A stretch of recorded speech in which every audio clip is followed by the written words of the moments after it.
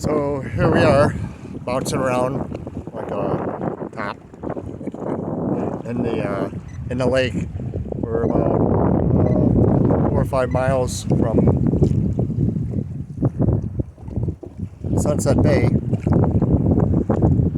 can barely see it because again we got the smoke out here. But as you can see, as we look behind me, the whitecaps. I wanted to go to Dunkirk Harbor today, but it's not going to happen.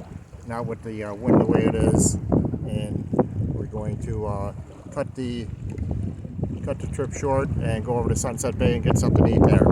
Hope you're having a blessed day, and I mean that. We'll check in later. Bye.